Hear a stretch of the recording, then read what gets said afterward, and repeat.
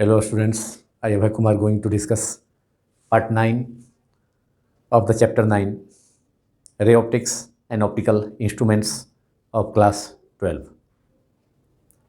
In this part I am going to discuss the topic refraction through a prism, that is to derive the prism formula and NCERT text problem 9.6 based on this formula will be solved by me later on. First of all, to derive prism formula, which is refractive index of the prism material n is equal to sin A plus delta m by 2 upon sin A by 2. This is called prism formula. इस part में जो कि part 9 है 12 class के 9 chapter का ray optics and optical instrument का, किरण प्रकाश की एवं प्रकाशीय यंत्र का, और इसमें मैं प्रिज्म फार्मूला को डिराइव करने जा रहा हूं। और यह फार्मूला प्रिज्म से होकर लाइट रे का रिफ्लेक्शन के कारण ऑब्टेन होता है। Suppose that A prism ABC of refractive index n of its material. A is the refracting angle, the angle between two refracting surfaces. The angle between two refracting surfaces of the prism is called refracting angle. A is the refracting angle. PQ is the light incident light. PQ आपतित प्रकाश किरण है, which incident at point Q of the first surface AB, first refracting surface AB of the prism. PQ आपतित प्रकाश है, incident light है, जो कि prism के refracting surface, first refracting surface AB, prism का पहला अपवर्तक सतह है AB, उसके Q बिंदु पर इंसिडेंट होती है। और Q बिंदु पर प्रिज्म के फर्स्ट सरफेस से रिफ्रैक्शन के बाद ये बेस की ओर थोड़ा बेंड हो जाती है। यहाँ देखिए बेस के BC के लगभग पैरेलल है, थोड़ा सा, हालांकि बेस की तरफ थोड़ा झुका रहेगा। तो रिफ्रैक्शन के बाद इसका लाइट का जो एक्चुअल डायरेक्शन होता वह PQT डायरेक्शन में होता। अगर प्रिज्म के फर्स्ट सरफेस से रिफ्रैक्शन नहीं होता तो लाइट PQT डायरेक्शन के लॉन्ग ट्रेवल करती, गमन करती। लेकिन प्रिज्म के फर्स्ट रिफ्रैक्टिंग सरफेस से भी पहले अपवर्तक सतह के Q पॉइंट पर रिफ्रैक्शन के कारण लाइट रे बेंड कर गया और बेस के पैरेलल, लगभग पैरेलल, थोड़ा सा बेंड करते हुए बेस के R पर जाकर इंसिडेंट हुआ है। प्रिज्म के दूसरे पॉइंट, प्रिज्म का ABC के दूसरे रिफ्रैक्टिंग सरफेस AC के R पॉइंट पर लाइट रे, प्रकाश किरण आपतित हुई है, इंसिडेंट हुई है। और यहाँ पर फिर से एक बार रिफ्रैक्शन होगा सेकेंड सरफेस से। प्रिज्म के सेकेंड सरफेस से रिफ्रैक्शन के बाद, जो कि R पॉइंट पर हो रहा है रिफ्रैक्शन, प्रिज्म के सेकेंड सरफेस पर, और लाइट रे RS डायरेक्शन में इमर्ज करती है, बाहर निकलती है, निर्गत होती है प्रिज्म से, और बेस की तरफ और मुड़कर, और ज़्यादा मुड़ करके बेंड करके, फर्स्ट सरफेस से रिफ्लेक्शन के कारण बेस के एलोंग लाइट रे बेंड किया प्रिज्म के अंदर। लेकिन प्रिज्म के दूसरे रिफ्रैक्टिंग सरफेस AC, प्रिज्म के सेकेंड रिफ्रैक्टिंग सरफेस AC के R पॉइंट पर यह लाइट रे फिर से अगेन इंसिडेंट होता है, फिर से आपतित होती है R बिंदु पर। प्रिज्म के फर्स्ट फेज से AB से रिफ्रैक्शन के बाद लाइट रे बेंड कर किया, ये बेंड किया अपने ओरिजिनल डायरेक्शन PQT, इसका ओरिजिनल पाथ था, इससे बेंड कर गया प्रिज्म के अंदर बेस के एलोंग, और बेस के लगभग पैरेलल होकर के प्रिज्म के अंदर ही प्रिज्म के दूसरे रिफ्रैक्टिंग सरफेस के पॉइंट R पर फिर से इंसिडेंट हुआ। पहले हुआ था, पहले लाइट रे इंसिडेंट हुई थी कहाँ, PQ इंसिडेंट लाइट था, वह प्रिज्म के ABC के AB रिफ्रैक्टिंग सरफेस के Q पॉइंट पर इंसिडेंट हुई थी लाइट रे। रिफ्लेक्शन के बाद BC के लॉन्ग, माने बेस के लॉन्ग ये बेंड कर गया लाइट रे ट्रेवल किया QR के लॉन्ग, और उसके बाद बेंड करके फर्स्ट सरफेस रिफ्रैक्शन के बाद, क्यू पॉइंट से रिफ्रैक्शन के बाद, जो कि प्रिज्म के फर्स्ट रिफ्रैक्टिंग सरफेस पर है, उसके बाद फिर से या सेकेंड सरफेस के दूसरे पॉइंट, सेकेंड सरफेस के पॉइंट आर पर इंसिडेंट किया, मतलब अब यहाँ रिफ्रैक्शन फिर दूसरे सरफेस से होगा प्रिज्म के, और रिफ्रैक्शन के बाद लाइट रे आर एस डायरेक्शन में इमर्ज करता है, और ज़्यादा बेंड कर गया बेस की ओर, और भी ज़्यादा बेंड कर गया नॉर्मल डायरेक्शन से, ओरिजिनल डायरेक्शन से। तो I1 एंगल ऑफ इंसिडेंस हो गया, angle of incidence at the first surface of the prism. L1 normal drawn करते हैं, और N2 नॉर्मल ड्रॉन किया जाता है दोनों पॉइंट पर, मतलब दोनों रिफ्रैक्टिंग सरफेस प्रिज्म का AB और AC के उन दोनों पॉइंट्स पर, Q तथा R पर, जहाँ लाइट रे प्रकाश किरण इंसिडेंट हुई है, तो वहाँ पर नॉर्मल ड्रॉन करते हैं, उस पॉइंट पर नॉर्मल ड्रॉन करते हैं। L1 Q पॉइंट पर नॉर्मल ड्रॉन किया गया फर्स्ट रिफ्रैक्टिंग सरफेस पर, और L2 नॉर्मल ड्रॉन किया गया दूसरे पॉइंट, दूसरे refracting surface, second refracting surface AC के पॉइंट R पर, जहाँ पर कि लाइट रे दोबारा इंसिडेंट हुई है, आपतित हुई है, इंसिडेंट हुई है दूसरे सरफेस पर। यहाँ पर नॉर्मल ड्रॉन किया गया R पॉइंट पर L2 तो PQL1 ये एंगल ऑफ इंसिडेंस हो गया फर्स्ट सरफेस पर, प्रिज्म के फर्स्ट रिफ्रैक्टिंग सरफेस पर एंगल ऑफ इंसिडेंस कौन हो गया? एंगल ऑफ इंसिडेंस PQL1 हो गया, एंगल ऑफ इंसिडेंस आपतन कोण हो गया पहले प्रिज्म के पहले सरफेस पर। और R1 एंगल ऑफ रिफ्रैक्शन हो गया, ये रिफ्रैक्टेड रे प्रिज्म के अंदर है QR, और नॉर्मल है L1 इस पॉइंट Q पर। तो रिफ्रैक्टेड रे QR और नॉर्मल L1 के बीच का जो एंगल है small r1, angle of refraction हो गया फर्स्ट सरफेस पर। और इसी ढंग से अब लाइट रे प्रिज्म के अंदर, प्रिज्म के दूसरे रिफ्रैक्टिंग सरफेस AC के R पॉइंट पर, कैपिटल R पॉइंट पर इंसिडेंट होती है। तो यहाँ पर दूसरे सरफेस के लिए इंसिडेंट रे हो गया, आपतित किरण हो गया QR, और नॉर्मल हो गया L2N2, इसके बीच का एंगल R2 हो गया, ये R2 angle QRO is, angle QRN2 is QRO और QRN2 is R2 which is angle of incidence at the second face और second surface of the prism AC। Second face AC के R point पर जहाँ light ray incident हुई है prism के अंदर, तो QR सेकेंड सरफेस के लिए इंसिडेंट रे होगा, आपतित प्रकाश किरण होगी, और L2N2 नॉर्मल है, इसके बीच का एंगल QR और L2N2 के बीच का एंगल R2 है, जो कि सेकेंड फेस प्रिज्म के सेकेंड फेस सेकेंड सरफेस के लिए एंगल ऑफ इंसिडेंस होगा। अब R पॉइंट पर रिफ्रैक्शन के बाद लाइट रे RS डायरेक्शन में इमर्ज करता है, बेस की ओर और बेंड करके, प्रिज्म के बेस की ओर और बेंड करके RS डायरेक्शन में इमर्ज करता है। तो RS is the emergent ray और RS is the refracted ray from the refraction at second surface AC at point R। तो RS को हम इमर्जेंट रे कहेंगे या रिफ्रैक्टेड रे कहेंगे सेकेंड सरफेस रिफ्रैक्शन के बाद। And I2 is angle of emergence और angle of refraction at the second surface.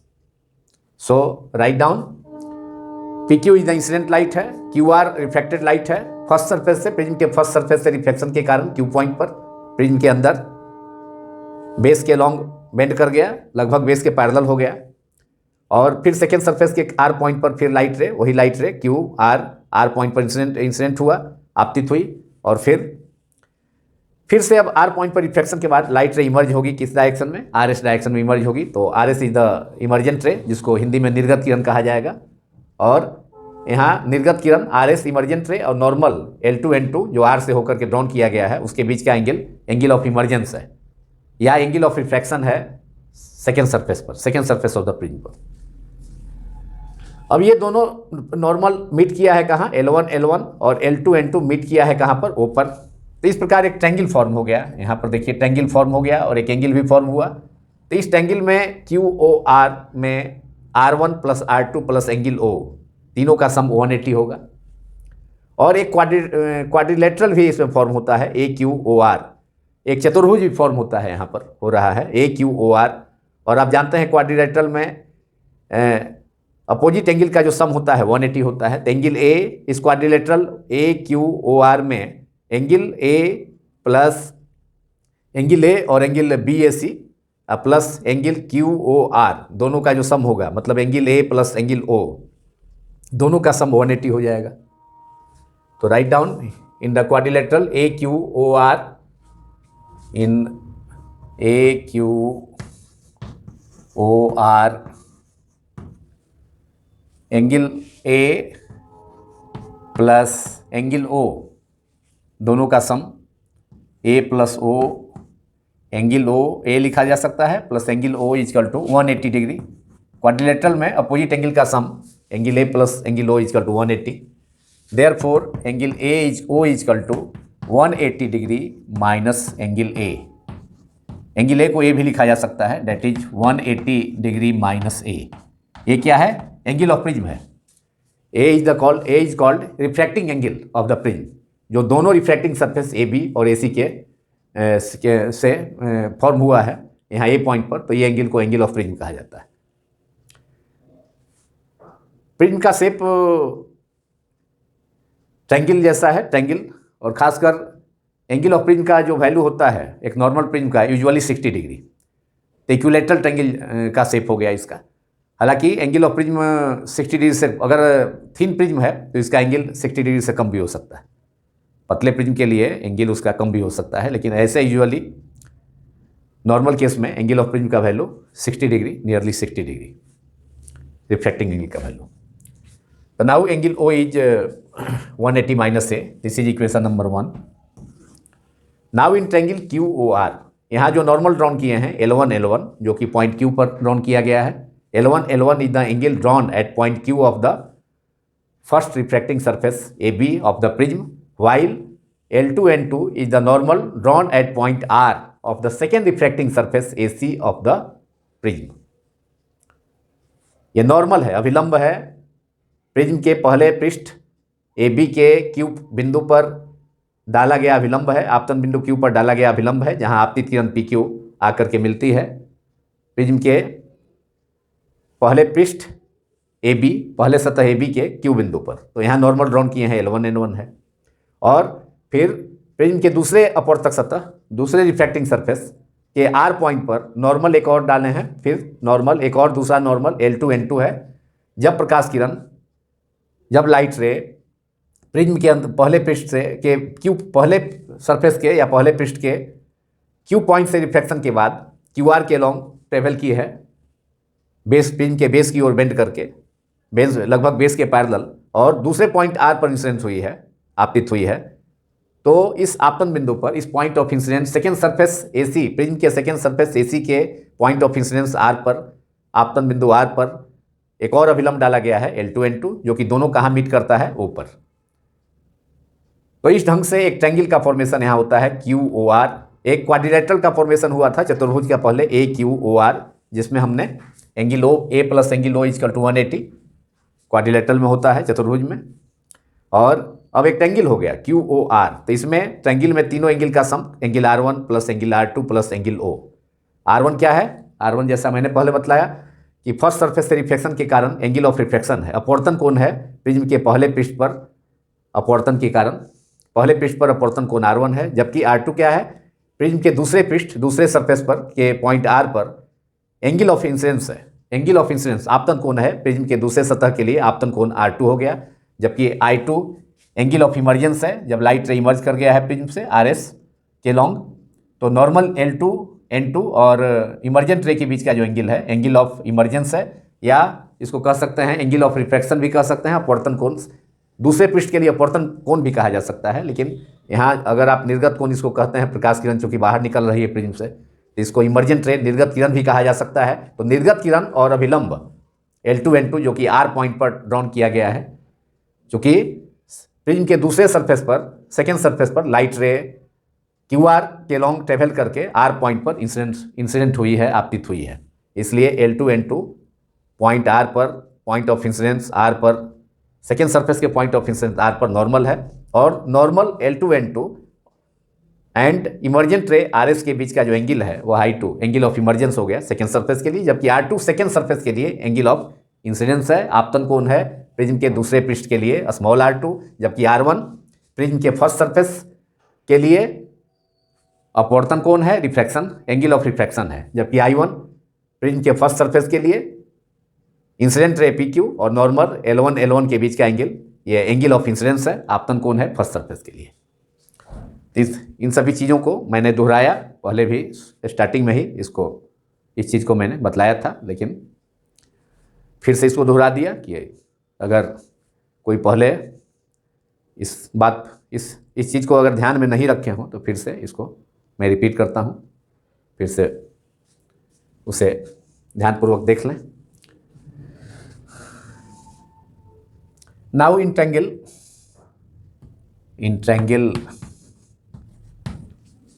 QOR, तीनों एंगल का sum, that is angle R1 plus angle R2 plus angle O 180 degree.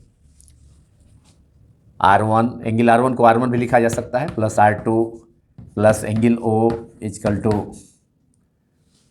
Angle R1 plus angle R2 plus angle O equal to 180 degree.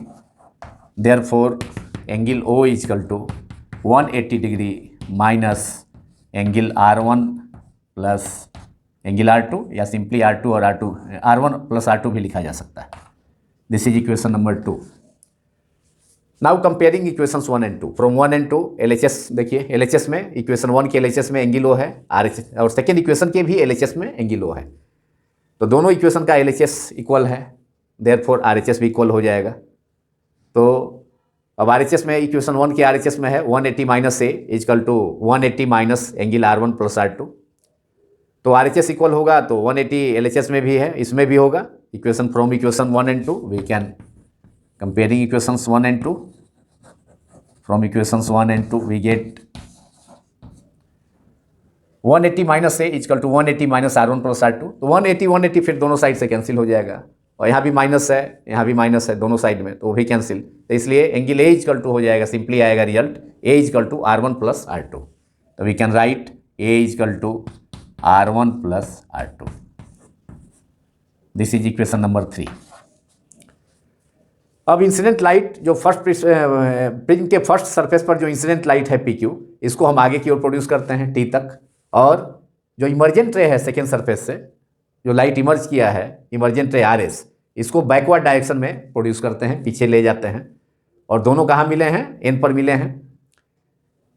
The incident light, the direction of incident light and the emergent light both meet at point N। So angle of deviation produced by the prism at N is angle TNS is, या TNR is equals to delta, which is angle of deviation produced by the prism। यह विचलन कोण उत्पन्न हुआ prism के द्वारा जब आपतित प्रकाश किरण PQ को ऊपर की ओर बढ़ाया T तक, और जो निर्गत किरण है, इमर्जेंट रे है, जो प्रिज्म से बाहर निकली है किरण RS, उसको पीछे की ओर बढ़ाए हैं। दोनों मीट किया है कहाँ? N पर। इसलिए लाइट रे के ओरिजिनल डायरेक्शन से प्रिज्म से रिफ्लेक्शन के बाद, प्रिज्म के दोनों सरफेस से रिफ्लेक्शन के बाद लाइट रे जितने एंगल से डेविएट कर गया ओरिजिनल डायरेक्शन से PQT से, उस एंगल को एंगल ऑफ डेविएशन कहा जाएगा।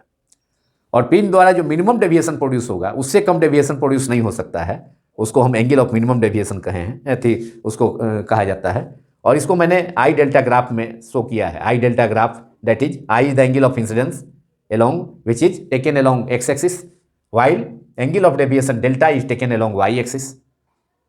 तो जैसे जैसे हम एंगल ऑफ इंसिडेंस बढ़ाएंगे प्रिज्म पर जो आपतित किरण है, इंसिडेंट रे जो इंसिडेंट कर रहा है, तो उसका एंगल ऑफ इंसिडेंस बढ़ाएंगे, आई बढ़ाएंगे, तो डेल्टा का वैल्यू घटेगा। घटते घटते एक सिचुएशन आएगा कि एंगल ऑफ इंसिडेंस के एक पार्टिकुलर वैल्यू के लिए जो आई है, यहाँ पर सपोज करते हैं कि आई है 50 डिग्री, तो उसके लिए डेविएशन जो प्रोड्यूस होगा, मिनिमम डेविएशन, वह सबसे कम डेविएशन यहाँ होगा इस पॉइंट के कॉरस्पॉन्डिंग, जिसके लिए मैंने लिखा है डेल्टा एम, और इधर डेल्टा है वाई एक्सिस के long deviation produce by the prism. लेकिन ये डेल्टा एम जो minimum deviation produce by the prism है। तो सपोज करते हैं एंगल ऑफ इंसिडेंस 50 डिग्री के लिए angle of minimum deviation 40 degree है, तो ही मिनिमम डेविएशन हो गया। अब इससे ज़्यादा डेविएशन प्रिज्म प्रोड्यूस नहीं कर सकता है। अब इसके बाद एंगल ऑफ इंसिडेंट और बढ़ाएंगे प्रिज्म पर जो इंसिडेंट रे है उसका, तो अब लाइट रे अब जो डेविएशन है, प्रिज्म के द्वारा जो डेविएशन है, वह घटने के बजाय अब डेविएशन फिर से एक बार बढ़ने लगा। मतलब इससे कम डेविएशन पॉसिबल नहीं है। इस एंगल जो हमने कहा, सपोज करते हैं 50 डिग्री एंगल ऑफ इंसिडेंस, और इसके लिए angle of deviation delta M, ये मिनिमम सपोज करते हैं 40 डिग्री है, तो उस प्रिज्म के लिए अब 40 डिग्री से कम डेविएशन प्रोड्यूस करना संभव नहीं है। अब इसके बाद एंगल ऑफ इंसिडेंस थोड़ा भी बढ़ाएंगे, 50 से आगे भी थोड़ा भी बढ़ाएंगे, 51 भी कर देंगे, 52 कर देंगे, 51, तो अब एंगल ऑफ डेविएशन अब जो कि 40 था, 40 मिनिमम था, अब उससे बढ़ने लगेगा, अब फिर से 40 से ऊपर जाने लगेगा। और एक सिचुएशन आएगा कि एंगल ऑफ इंसिडेंस के दो वैल्यू के लिए इस आई डेल्टा ये कर्व पर, इस आई डेल्टा ग्राफ से जो कर्व ऑब्टेन हुआ है, तो इस पर दो एंगल ऑफ इंसिडेंस के एंगल ऑफ इंसिडेंस आई के लेफ्ट और फिर इसके राइट, मतलब दोनों साइड में एक पार्टिकुलर एंगल ऑफ, दो पार्टिकुलर एंगल ऑफ इंसिडेंस होगा, I1 और I2, जिसके लिए एंगल ऑफ डेविएशन सेम होगा। तो हो सकता है कि मान सपोज करते हैं कि ये एंगल 50 डिग्री है, तो ये 50 डिग्री है, ये 50 डिग्री एंगल ऑफ इंसिडेंस पर मिनिमम डेविएशन ऑब्टेन हुआ है 40 डिग्री सपोज करते हैं, तो ये एंगल ऑफ इंसिडेंस हो सकता है कि I2 ये हो जाए, ये 50 है एंगल ऑफ इंसिडेंस, तो ये 70 हो सकता है, और ये 50 है तो ये 38 डिग्री हो सकता है I1, और 38 डिग्री I1 है सपोज करते हैं, और I2 70 डिग्री है। तो इन दोनों के लिए एक पार्टिकुलर एंगल ऑफ इंसिडेंस होगा। ये सपोज करते हैं एंगल ऑफ इंसिडेंस 50 डिग्री है, angle of deviation, sorry, angle of deviation एक पार्टिकुलर वैल्यू होगा दो एंगल ऑफ इंसिडेंस के लिए, आई के लेफ्ट में I1 के लिए और फिर I2 के लिए, तो दो एंगल ऑफ इंसिडेंस के लिए एंगल ऑफ डेविएशन सेम होगा इस आई डेल्टा कर्व पर। तो उसको हमने रिप्रेजेंट किया है, ये एंगल, ये देखिए I1 के लिए और फिर I2 के लिए, दो एंगल के लिए, एंगल ऑफ इंसिडेंस के लिए एंगल ऑफ डेविएशन का वैल्यू फिर डेल्टा है। क्योंकि पहले तो angle of deviation angle of incidence के साथ बढ़ा है, बढ़ करके मिनिमम वैल्यू ऑब्टेन हुआ, एक particular angle angle of incidence I के लिए एंगल ऑफ डेविएशन मिनिमम हो गया। अब इसके बाद फर्दर अब हम इसके आगे एंगल ऑफ इंसिडेंस इंक्रीज करते हैं, तो एंगल ऑफ डेविएशन अब घटने के बजाय बढ़ना शुरू हो गया। तो बढ़ने के बाद एक फिर स्थिति आएगी जिस स्टेज से वह पहले से एंगल ऑफ इंसिडेंस बढ़ने के बाद डेविएशन घट रहा है, अब वही स्टेज आएगा जब एंगल ऑफ इंसिडेंस बढ़ने के बाद अब एंगल ऑफ डेविएशन बढ़ रहा है। तो जिस स्टेज से वह घटते हुए एंगल ऑफ डेविएशन घटते हुए उस स्टेज को पार किया था किसी particular angle of incidence I1 पर, अब वही स्टेज पार होगा जब एंगल ऑफ इंसिडेंस I2 हो गया, लेकिन एंगल ऑफ डेविएशन अब घटने के बजाय बढ़ करके फिर उतना ही डिग्री पर आएगा, वही स्टेज में आ जाएगा, उसी पोजीशन में आ जाएगा जहाँ पर कि पहले वो डिक्रीज करते हुए एंगल ऑफ डेविएशन आया था यहाँ पर। अब यहाँ इंक्रीज करते हुए फिर वही पोजीशन है डेविएशन का। तो इसलिए दो पार्टिकुलर एंगल ऑफ इंसिडेंस के लिए I1 I2 के लिए एंगल ऑफ डेविएशन सेम होगा। तो ये आप आई डेल्टा ग्राफ है फॉर ए प्रिज्म, जो कि ये रिप्रेजेंट करता है कि प्रिज्म पर एंगल जो इंसिडेंट रे है उसका एंगल ऑफ इंसिडेंस बढ़ने के साथ एंगल ऑफ इंसिडेंस बढ़ने के साथ एंगल ऑफ डेविएशन जो प्रोड्यूस करेगा प्रिज्म, उसका कैसे वेरिएशन होगा, तो उसको रिप्रेजेंट किया गया, which is I delta graph for a prism. और here delta M is the delta M for a particular angle of incidence I is called angle of minimum deviation. तो ये फार्मूला जो prism formula हम obtain करेंगे उसमें delta की जगह delta M रखना होगा। तो उस सिचुएशन में एंगल ऑफ मिनिमम डेविएशन, उस सिचुएशन में I1 इजकल टू I2 होगा। एंगल ऑफ मिनिमम डेविएशन के पोजीशन में जब प्रिज्म होगा तो I1 equal to I2, that is angle of incidence at the first face of the prism equal to angle of emergent at the second face of the prism, and angle of refraction at the first face of the prism is equal to angle of incident at the second face or second surface of the prism, that is I1 is equal to I2, R1 is equal to R2। ये condition होगा अगर prism minimum deviation के position में है तब। तो for minimum deviation of the prism I1 is equal to I2 and R1 is equal to R2, वो condition apply करेंगे हमको प्रिज्म फार्मूला ऑब्टेन हो जाएगा इजीली। तो now A is equal to, ये इक्वेशन 1 और 2 को इक्वेट करने पर इन दोनों के हेल्प से हमें रिजल्ट मिला A equal to R1 plus R2, 180 दोनों साइड में कैंसिल हो जाएगा, माइनस भी, इधर भी माइनस है इधर भी माइनस है, कैंसिल। तो A equal to R1 plus R2, मतलब angle of prism A, reflecting angle A और एंगल ऑफ प्रिज्म A, इसको रिफ्लेक्टिंग एंगल कहें चाहे एंगल ऑफ प्रिज्म कहें, वह R1 और R2 ये दोनों एंगल, R1 क्या है फर्स्ट सरफेस प्रिज्म के फर्स्ट सरफेस पर एंगल ऑफ रिफ्लेक्शन है, और R2 क्या है, R2 है प्रिज्म के सेकेंड सरफेस AC पर angle of incidence. Point R पर लाइट रे इंसिडेंट की है, फर्स्ट सरफेस से रिफ्लेक्शन के बाद क्यू आर के लॉन्ग ट्रेवल कर, जो प्रिज्म के बेस के लगभग पैरेलल है। नाउ वी हैव जैसा कि मैंने बतलाया कि पी क्यू को आगे बढ़ाएंगे, प्रोड्यूस करेंगे, और आर एस को पीछे प्रोड्यूस करेंगे, दोनों मीट करता है एन पर। So angle of deviation form is T N R और T N S is delta, which is angle of deviation, because direction of incident light and emergent light both meet at point N. Now the direction of incident light ray at the first phase PQ, जो कि PQT है, उसको produce किए हैं आगे incident light PQ and the emergent light RS, and the emergent ray RS both meet at point D, जब उसको point N, both meet at point N.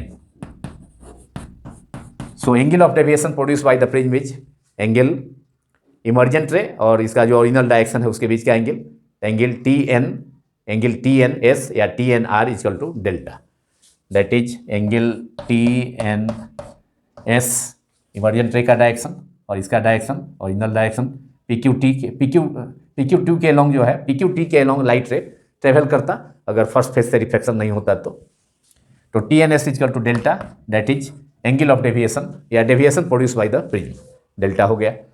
अब यहाँ पर फिर ट्रायंगल का एक property, triangle Q N R में ये एंगल कितना होगा, ये पूरा एंगल आई है, कौन angle P Q L1 is I1, तो ये एंगल भी आपका हो जाएगा पूरा जो एंगल है टी क्यू N1, ये पूरा एंगल I1 होगा, अपोजिट एंगल, दो लाइन एक दूसरे को इंटरसेक्ट करता है तो अपोजिट एंगल सेम होता है, ये पूरा I1 है तो ये पूरा I1 होगा, लेकिन इतना R1 है तो ये एंगल हो जाएगा कितना I1 माइनस R1, पूरा ये I1 होगा, इसमें से इतना R1 है तो ये एंगल रिमेनिंग एंगल जो स्मॉल एंगल है ये I1 माइनस R1 होगा, और ये एंगल फिर कितना हो जाएगा। अब देखिए इधर ये लाइट रे जो नॉर्मल ड्रॉन किए हैं L2 N2, और ये जो लाइट रे है RS को पीछे की ओर प्रोड्यूस किए हैं, पर मीट किया है, ये दोनों भी एक दूसरे को इंटरसेक्ट कर रहा है L2 N2 और SN, देयरफॉर ये एंगल अगर I2 है तो ये पूरा एंगल यहाँ से यहाँ तक, ये पूरा एंगल ये I2 है तो ये पूरा एंगल ये और ये मिल करके I2 होगा, लेकिन उसमें यह जो एंगल है QRO वह R2 है, इसलिए ये जो छोटा एंगल होगा QRN वह हो जाएगा कितना I2 माइनस R2। तो from the geometry if one side of a triangle is produced, then exterior angle is equal to the sum of interior angle। अगर त्रिभुज की एक भुजा को बढ़ा दी जाए तो QNR का भुजा एक साइड को बढ़ा दिए हैं T तक, तो जो एक्सटीरियर एंगल है, जो बाहरी कोण है डेल्टा, वह अंदर के इंटीरियर एंगल्स अंतः कोणों के योगफल के सम के इक्वल हो जाएगा। Sum of exterior angle delta is equal to the sum of interior angle I1 minus R1, ये एंगल है NQR is I1 minus R1 from the geometry, और ये एंगल NRQ ये एक्सटीरियर इंटरनल ये भी इंटरनल एंगल हो जाएगा उस एंगल का QRN का I2 माइनस R2, तो डेल्टा इक्वल टू हो जाएगा I1 minus R1 plus I2 minus R2 from the geometry. तो from the geometry delta equal to in triangle NQR, in triangle using geometry in triangle QRN we have exterior angle delta, angle TNS या TNR is delta जो exterior angle है, लेकिन actually delta is the angle of deviation produced by the prism. तो delta equals to हो जाएगा ये angle RQN plus QRN, angle RQN या NQR plus NRQ, angle NQR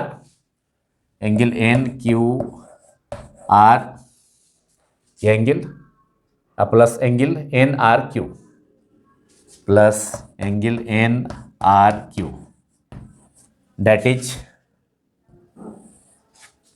और delta equals to N Q R कितना होगा, I1 minus R1, ये जो स्मॉल एंगल है I1 माइनस R1, चूंकि ये एंगल I1 है तो पूरा ये अपोजिट एंगल I1 होगा, लेकिन इतना R1 है, ये वाला एंगल RQO, देयरफॉर ये angle NQR I1 minus R1 होगा, I1 माइनस R1, और NRQ कितना होगा, ये पूरा एंगल I2 है तो ये भी पूरा एंगल अपोजिट R2 प्लस ये स्मॉल एंगल मिल करके I2 ही होगा, लेकिन ये एंगल R2 है तो ये जो एंगल है वह हो जाएगा कितना, पूरा ये I2 है तो ये भी पूरा I2 होगा, उसमें से R2 माइनस हो जाएगा तो I2 minus R2 minus I2 minus R2। अब इसको लिखा जा सकता है, इस therefore delta equals to I1 plus I2, एक साथ कर लेते हैं, I1 प्लस I2 दोनों पॉजिटिव टर्म को, माइनस R1, माइनस कॉमन ले लेते हैं, R1 माइनस R2 है तो बीच में प्लस हो जाएगा, क्योंकि माइनस को बाहर कर दिया है ब्रैकेट के।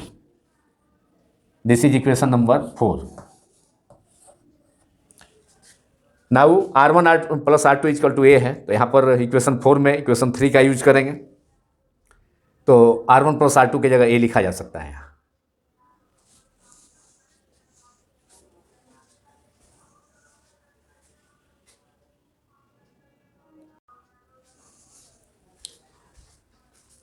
Now using 3, that is A is equal to R1 plus R2 in equation 4, that is putting R1 plus R2 is equal to A in equation 4, we have delta is equal to, using 3 in equation 4, we have using equation 3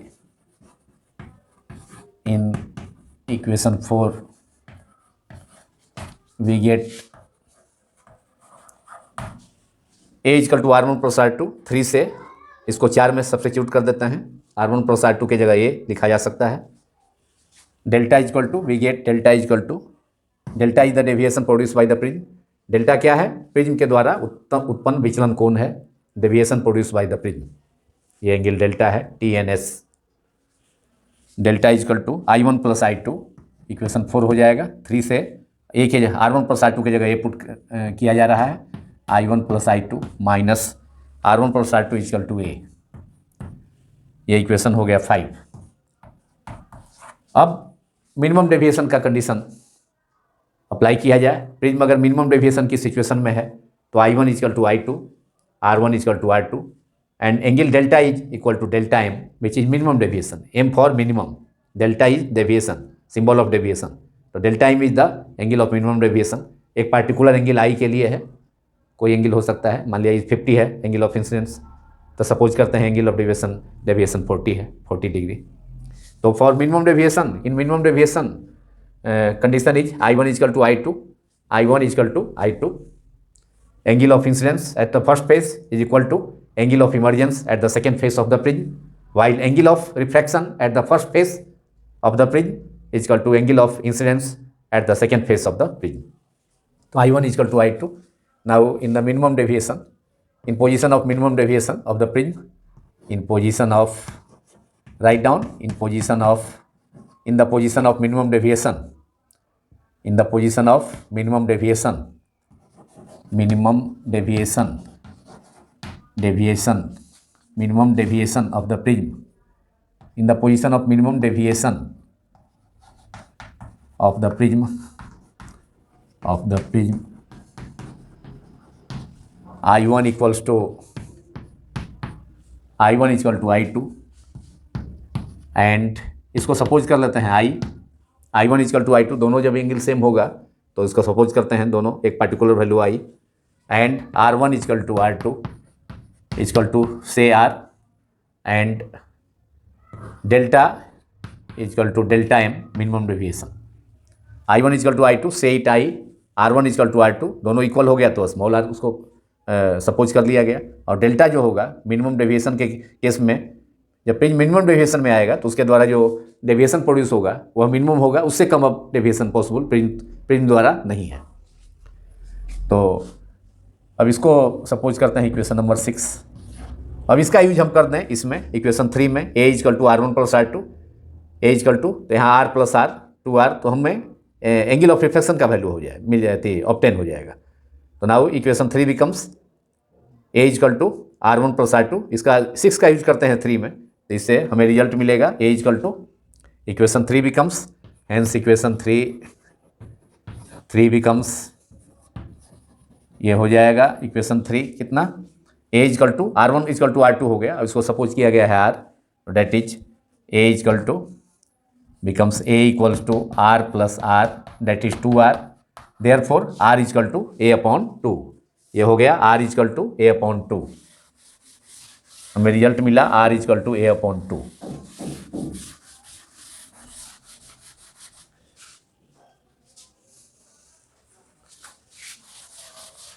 R is equal to is equal to A plus A upon 2।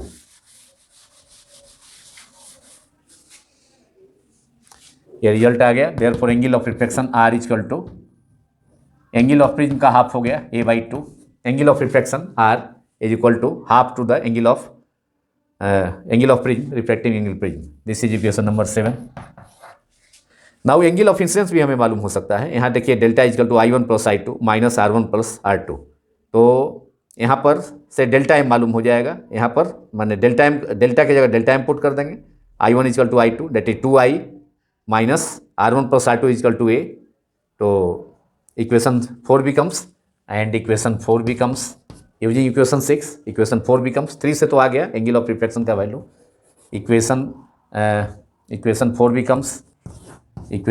Becomes delta की जगह delta M substitute करेंगे, I1 plus I2, I1 equal to I2 that is I plus I plus I1 भी I, I2 भी I, that is 2I, एक ही बार लिख दी I plus I 2I minus R1 plus R2, तो angle A है, equation 3 में था A, therefore A equal to 2I equal to A plus, और यहाँ हम सपोज लिख इसको we can write it A plus 2I equal to A plus delta M, therefore I equal to A plus delta M by 2।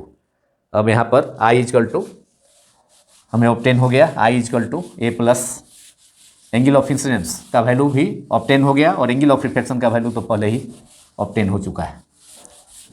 अब हम Snell's law में इसका use करेंगे, तो हमको ये प्रिज्म फार्मूला ऑब्टेन हो जाएगा। तो now we get I equal to I the angle of incidence, आपतन कोण का वैल्यू आ गया A plus delta M upon 2, this is equation 8।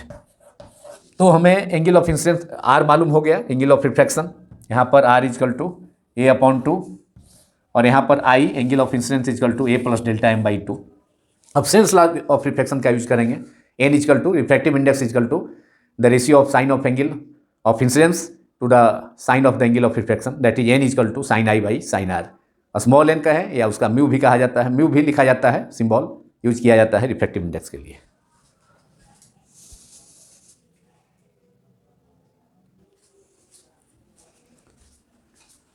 Now using Snell's law we have, that is second law of refraction, अपवर्तन का दूसरा नियम जो कि स्नेल का नियम कहलाता है, N is equal to using Snell's law is mu is equal to Snell's law, N is equal to N और म्यू दोनों सिंबल होता है रिफ्रैक्टिव इंडेक्स का, यहाँ हम N यूज कर रहे हैं, N is equal to sine I upon sine R equals to, अब I का वैल्यू यहाँ से इक्वेशन 8 से A plus delta M by 2 sine A plus delta M upon 2 upon sine A by 2, R is equal to sine R, sine N is equal to sine I by sine R, Snell's law is that is second law of reflection is N is equal to sine I by sine R, और I का value equation 8 से A plus delta M by 2 हमने obtain किया है, तो A का value I के जगह A plus delta M by 2, तो sine A plus delta M by 2, और R का value A upon 2 that is sine R is equal to A by 2। इसलिए जो रिफ्रैक्टिव इंडेक्स आया प्रिज्म मटेरियल का, प्रिज्म जिस चीज़ से बना है, प्रिज्म ग्लास का बना होता है यूजुअली, तो N is equal to sine A plus delta M upon 2 upon sine A by 2, and this is equation number 9 which is prism formula. यही प्रिज्म फार्मूला है जो प्रिज्म के मटेरियल का refractive index N, angle of prism A, angle of minimum deviation के बीच में relate करता है। ये प्रिज्म के मटेरियल का refractive index n, angle of prism में and minimum deviation produce by the prism, delta m के बीच में रिलेशन देता है। ये जो प्रिज्म फार्मूला है, this is the prism formula. ये प्रिज्म के पदार्थ का अपवर्तनांक मतलब ग्लास का अपवर्तनांक एन, प्रिज्म का अपवर्तक कोण रिफ्रैक्टिंग एंगल और एंगल ऑफ प्रिज्म तथा न्यूनतम विचलन कोण डेल्टा एम उसके बीच में संबंध बतलाता है ये प्रिज्म फार्मूला। लिखें दिस इज प्रिज्म फार्मूला। यही हमें डिराइव करना था। This is prism formula, this is prism formula, this is the prism formula. अगर प्रिज्म छोटा है तो इस रिलेशन से एक और deviation, angle of deviation, angle of prism और refractive index and refractive index के बीच में रिलेशन ऑब्टेन हो सकता है फॉर ए थिन प्रिज्म। देखिए फॉर ए थिन प्रिज्म, इसी इक्वेशन 9 से, जो कि प्रिज्म फार्मूला है, जो कि रिफ्रैक्शन थ्रू ए प्रिज्म के द्वारा रिफ्रैक्शन के हेल्प से ऑब्टेन किया गया है। तो इससे एक और फार्मूला हम ऑब्टेन कर सकते हैं, angle of deviation, refractive index N और एंगल ऑफ प्रिज्म ए के बीच में एक रिलेशन ऑब्टेन कर सकते हैं। तो for a thin prism sine A plus delta M sine theta nearly equal to theta, for a small angle sine theta equal to theta होता है। तो sine A plus delta M by two, sine A plus delta M by two can nearly equal to A plus delta M by two. Sine theta equal to theta होता है, nearly equal to theta, यदि theta small हो तो यहाँ sine A plus delta M by two जो angle है ये, तो ये केवल A plus delta M by two लिखा जा सकता है। And sine A upon two को लिखा जा सकता है A by two, A upon two nearly equal to A by two. और डेल्टा एम के जगह जहाँ डेल्टा एम है वहाँ डेल्टा यूज किया जा सकता है। तो इक्वेशन 9 बिकम्स, इक्वेशन 9 में पुट कर देंगे sine A plus delta M by two के जगह A plus delta M by two, sine A by two is replaced by a by 2, we get equation 9 becomes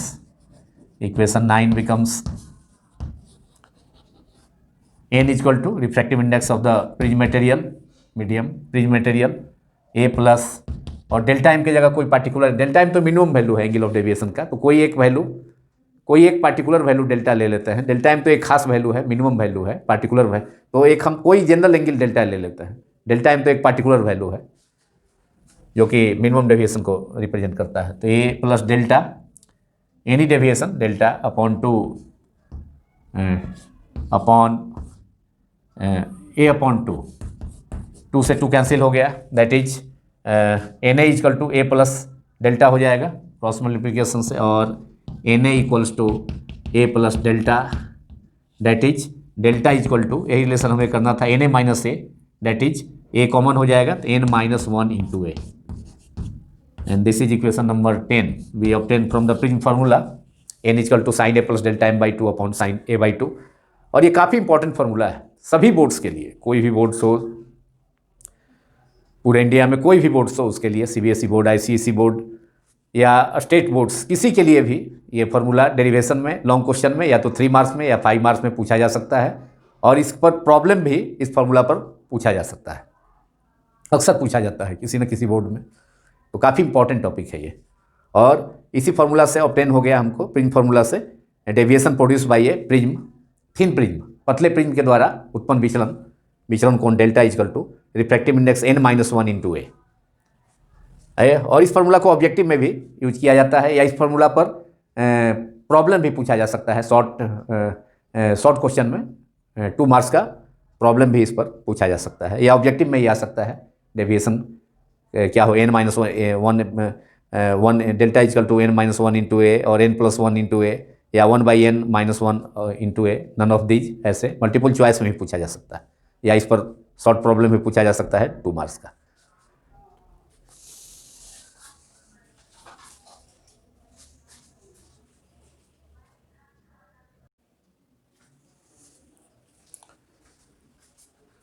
Now in last NCERT text problem 9.6, which is based on the prism formula we have so far derived. The problem is, a prism is made of glass of unknown refractive index. A parallel beam of light is incident on a face of the prism. By rotating the prism The angle of minimum deviation is measured to be 40 degree. What is the refractive index of the material of the prism? If the prism is placed in water, whose refractive index is 1.33, refractive index of water is 1.33. Predict the new angle of minimum deviation of a parallel beam of light. The refracting angle of prism is 60 degree. किसी prism का refractive angle दिया हुआ है, उसका अपवर्तक कोण दिया हुआ है, प्रिज्म मतलब एंगल ऑफ प्रिज्म दिया है 60 डिग्री, और प्रिज्म बना हुआ है, prism is made of glass of unknown refractive index. Prism बना हुआ है ग्लास का जिसका रिफ्रैक्टिव इंडेक्स मालूम नहीं है, ग्लास का रिफ्रैक्टिव इंडेक्स मालूम नहीं है, और ए पैरेलल बीम ऑफ लाइट, एक समानांतर किरण पुंज, पैरेलल बीम ऑफ लाइट वो इंसिडेंट होता है प्रिज्म पर, प्रिज्म के एक फेस पर आपतित होती है समानांतर किरण पुंज, और प्रिज्म को रोटेट करने पर, प्रिज्म को घुमाने पर मिनिमम डेविएशन मेजर किया जाता है 40 डिग्री। तो what is the refractive index of the material of the prism? तो अननोन मटेरियल जो प्रिज्म का के ग्लास का था, जिसे कि प्रिज्म ग्लास का था, जिसे कि प्रिज्म बना है ग्लास से, तो उसका रिफ्रैक्टिव इंडेक्स हमें मालूम करना है।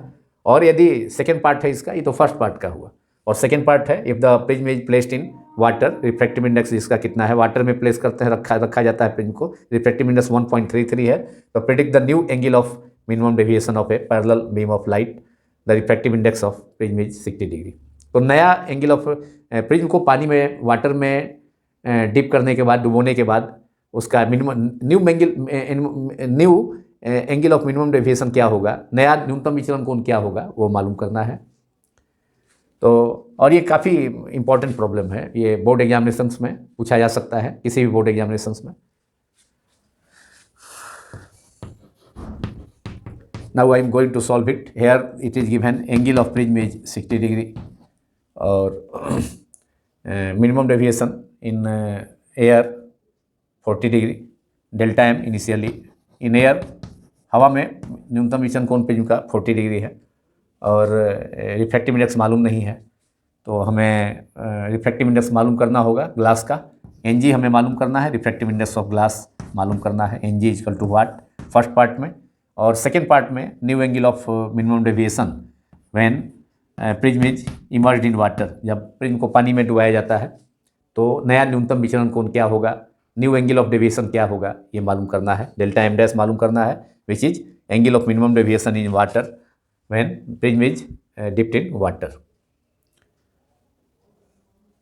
और रिफ्रैक्टिव इंडेक्स ये दिया है वाटर का NW, N is the symbol of refractive index, N के बदले में म्यू भी सिंबल कभी कभी यूज किया जाता है।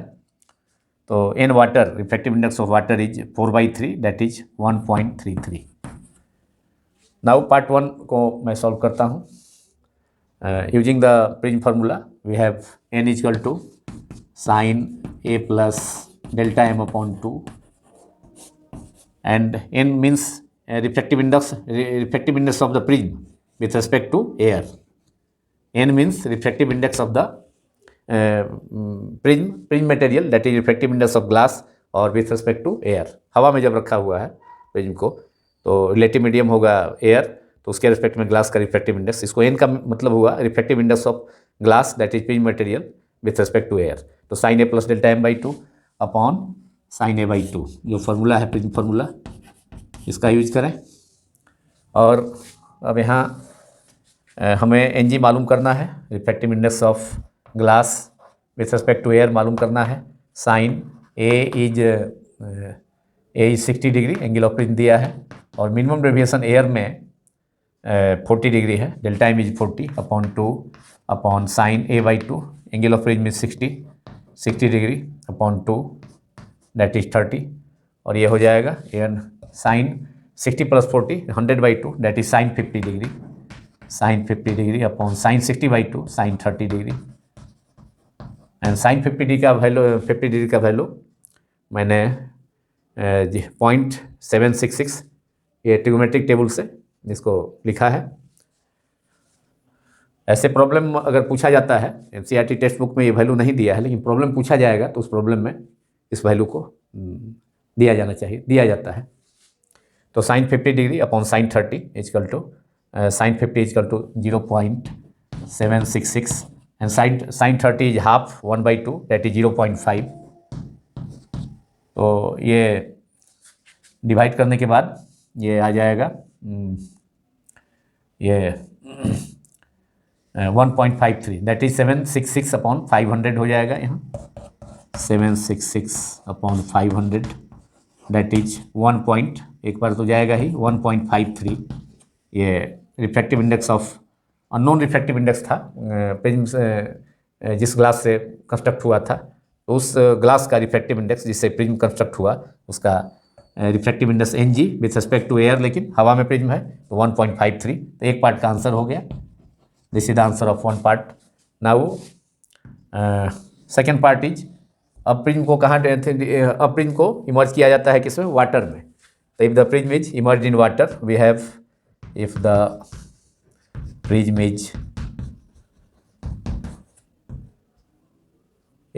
is immersed in placed in water or immersed in water, placed in water, we have formula is, now n is refractive index तो ग्लासी का होगा लेकिन अब मीडियम हो गया, विथ रिस्पेक्ट टू वाटर हो जाएगा। इसे हम लिखेंगे WNG means refractive index of glass that is prism material. Glass से ही फॉर्म हुआ है, कंस्ट्रक्ट हुआ है प्रिज्म, लेकिन अब चूंकि इस प्रिज्म को चूंकि रखा गया है किसमें? वाटर में, तो इसलिए with respect to relative medium कौन हो गया? पहले एयर था, ANG का वैल्यू हमें मालूम हो गया 1.53, जो फर्स्ट पार्ट का आंसर है। तो मैंने ये रिफ्रैक्टिव इंडेक्स ग्लास का हो गया, प्रिज्म मटेरियल ग्लास का विथ रिस्पेक्ट टू एयर, जब हवा में प्रिज्म है तब। अब जब उसे वाटर में प्लेस किया गया है, रखा गया है, तो यहाँ WNG हो जाएगा, मतलब refractive index of glass with respect to water, medium water हो जाएगा। और ये equal to angle of prism तो नहीं चेंज होगा, लेकिन sine A plus minimum deviation change होगा, delta m'/2 upon sine A/2। और इसको लिखा जा सकता है WNG को हम लिख सकते हैं रिलेटिव रिफ्रैक्टिव इंडेक्स, और NG upon NW equals to sine A is 60 degree, angle of prism is 60 degree, plus delta m dash new angle of minimum deviation है जब प्रिज्म को वाटर में प्लेस किया गया है, रखा गया है, इमर्ज किया गया है, upon 2 upon sine A/2 that is sign 60 degree upon 2, और साइन 60/2 30 डिग्री हो जाएगा। अब NG का वैल्यू का मतलब हो गया एयर न्यू जी और एयर न्यू वाटर, ये दोनों मालूम है। एयर न्यू जी इज 1.53 और air new water is refractive index water is given in the problem, water का रिफ्रैक्टिव इंडेक्स 1.33 है। तो दोनों वैल्यू है मालूम, NG अभी मालूम हुआ और NW का वैल्यू दिया है प्रॉब्लम में, तो उसका यूज करेंगे हम। और तब new delta m dash new angle of deviation when prism is placed in water मालूम हो जाएगा।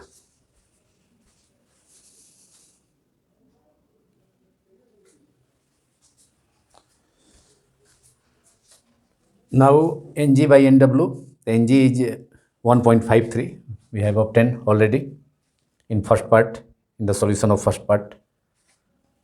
So we can write NG from here, NG by NW, that is 1.53 upon, or NW is 1.33 equals to sin 60/2 plus delta m/2, that is sin 60 degree by 2, that is sin, we can write it sin 60/2 sin 30 degree plus delta m/2, delta m dash by 2.